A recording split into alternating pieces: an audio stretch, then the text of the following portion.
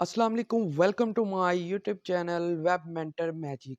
आज की इस वीडियो में बात करेंगे English 201 business and technical English writing का क्विज नंबर 4 है। और सबसे पहले आप मुझे बताएं कमेंट में कि आपको सबसे मुश्किल सब्जेक्ट कौन सा लगता है। उसके बाद मुझे बताएं कि मिड फाइनल के लिए आप कौन सा सब्जेक्ट मुझे बताएंगे जिस पे मैं वीडियो बनाऊं और आपके लिए आसानियां पैदा करूं। और चलते हैं एमसीक्यूज की तरफ, वो देखते हैं कि एमसीक्यूज क्या है।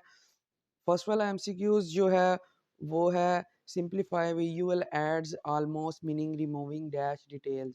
फर्स्ट वाला इसका राइट ऑप्शन है नेसेसरी, ऑल और सम जो है नहीं है।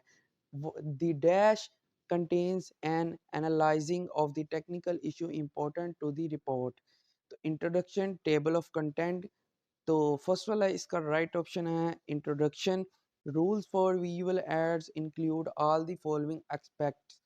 Choose an approximate as your audience, make your ad visual, make your ad small and portable। सी वाला इसका right option है। The programmer gives the terminal, the following sentence is an example of। जो D वाला इसका right option है SVO। ठीक है, ये वेरीफाई आंसर हैं, ये आप किसी भी जगह से चेक कर सकते हैं। Visual aid should be select by carefully considering the dash.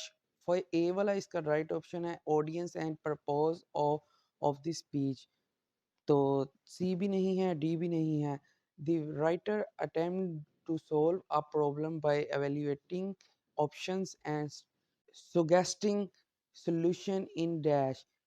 तो सी वाला इसका राइट ऑप्शन है, तो वो आप चेक कर सकते हैं। Lack to information is the result of poor dash audience purpose research. C वाला इसका राइट ऑप्शन है रिसर्च, तो वो आप वेरीफाई कर सकते हैं गूगल से, चैट जीपीटी, किसी से भी।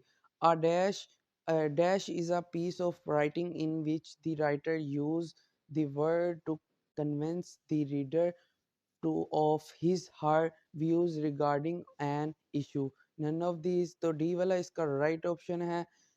और the programmer quits the following sentence is an example of SVO। सी वाला इसका राइट ऑप्शन है SLVC जो है नहीं है, SV नहीं है। और dash will inevitably make writing more difficult and may block it altogether।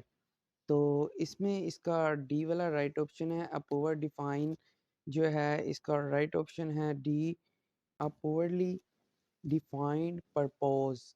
तो इस वीडियो में इतना ही। अगर ये वीडियो आपको अच्छी लगी है तो अपने ग्रुप्स, अपने स्टेटस पे लगाएं और अपने दोस्तों से शेयर करें। इस वीडियो में इतना ही guys. Thank you for watching this video and I will see you next time.